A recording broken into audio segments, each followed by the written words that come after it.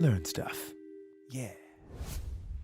All right, so to cover the basis for the most basic starter website for a first-time builder of a functioning website that's actually out there on the interwebs, um, we need to look at a little bit of the options for how you can get um, user input or user feedback.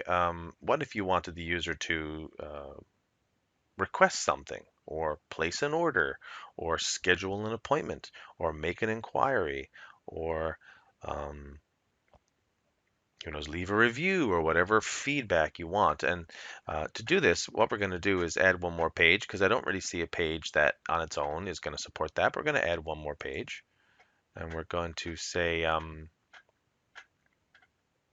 what can we call it? We're going to call it, we'll do a blank page for now. We're going to call it um, uh, uh, let's see, how about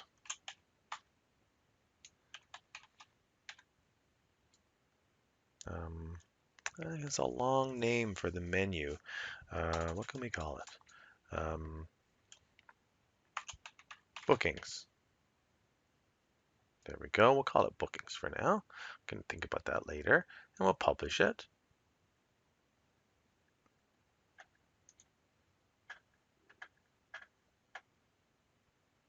And let's see what our options for creating a field or, sorry, a form. All right, so we're going to look at our block creation here, and we're going to scroll down looking for any reference to some input options like fields or form design, widgets, theme, embeds. See, there's so much great stuff in here.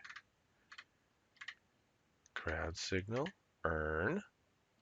You'll notice there's things like paying with PayPal, payments, and there could be some cost or upgrades to adding this functionality level to your website, but you can actually take payments and put your PayPal account in here and actually legitimately take payments for something if you were legitimately getting into business. You do have um, a subscription form, a contact form, and registration forms all built in. So you have one of these. Now there's a general form, which is just a way to make your own form. But if you want to do an appointment form, it already exists. Okay.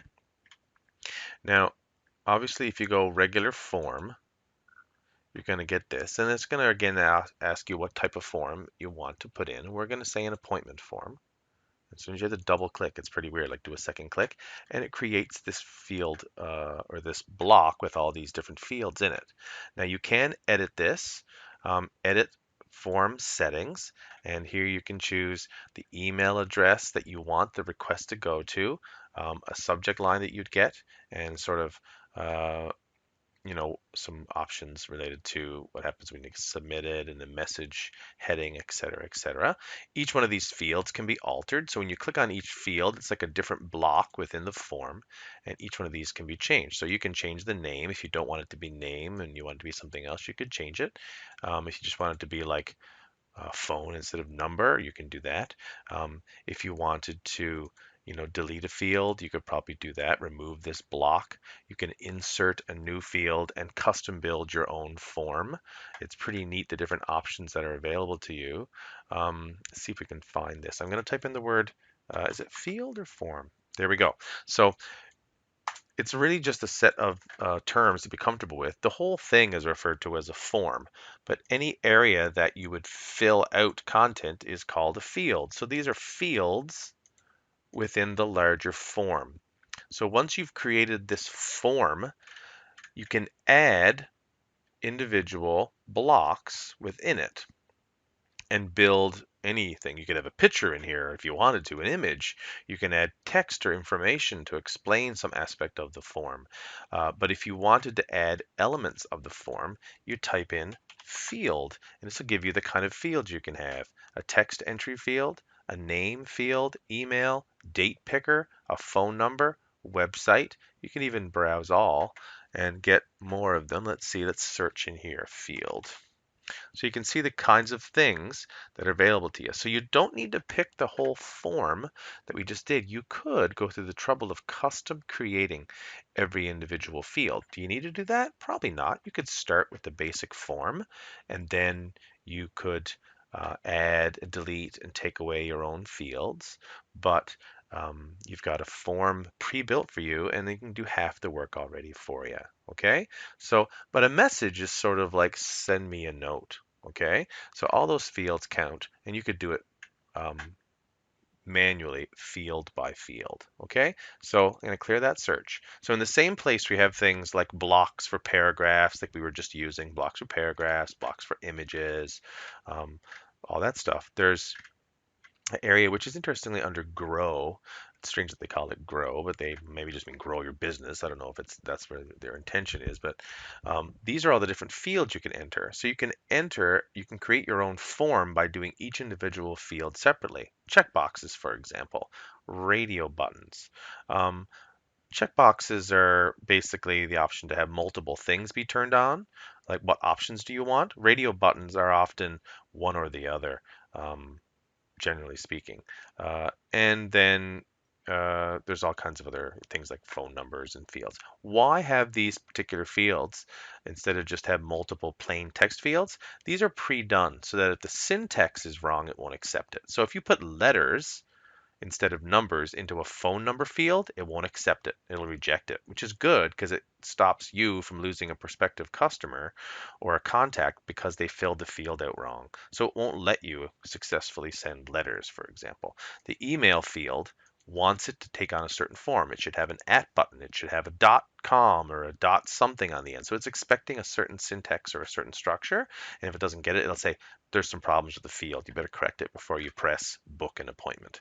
So um, some pretty cool, simple stuff to make it easy for a first-time website builder or a first-time business online to get started and jump ahead really quick. So pretty cool, right? You can book the appointment and away you go. So remember, individual fields can be added. These blocks can be moved up and down in the form. You can delete individual fields. You can add new fields and put them wherever you want. So you can start with the basic form and change it if you want, or if you really want to, individual field by field, create your form. But this is a good jump start to choose the basic form and then add, delete, take away, and create whatever form you need for your business, your website, your endeavor, whatever you're doing online. Okay, so you can also make sure that each field is a requirement. If a field is blank, you can see these requireds can be turned off. So if you don't need um, date to be required for whatever reason, you could turn that off and you can not have it required. So making the fields requirements is over in the sidebar, and you can also change the overall size of the form as well. Um, so that's kind of it for a form, and it's kind of the last little structural content thing I wanted to go over in a basic crash course and quickly getting up and running with a quick website. So that's kind of neat. Let's update this or save our form. And as a quick review, don't forget, we now have a new page and it's probably not in our menu. So let's go flip over to our tab for the view, and we're going to dismiss that. We're going to refresh the page. Uh-oh, we've got a new page, but it's not showing here. Remember that even though you create a page, it doesn't mean it's in the menu. You have to add it to your menu structure. So as a review, let's go back. We have a new page. We're going to go back to the dashboard.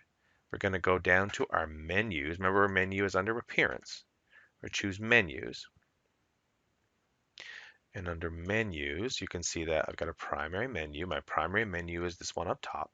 Click on that, and look, in that list, it just doesn't automatically add a new page. So I have to add items, and there it is. Bookings need to be added. Click, adds it to the bottom. Perfect. If I wanted to change the order, I could just choose reorder, and I could move it up and down in the menu, but I think it's great at the end like that. So no thanks, no reordering required. Save the changes. Spin, spin, spin. Flip over to our viewing tab. Let's refresh. Boom, there it is.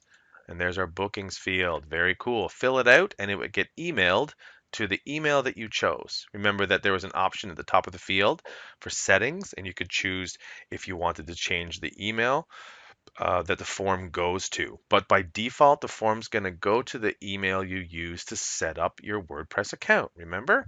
So whatever email you use to create your account, that's where this is going to go. But if you made this for someone and you want it to go to the person that takes the orders in your business, you could just send it to the person, the email of the person that accepts the orders or handles the customer requests or whatever. You need to change the email. You can send these form results to any um, email you want. Just make the changes in the form. Learn stuff. Yeah.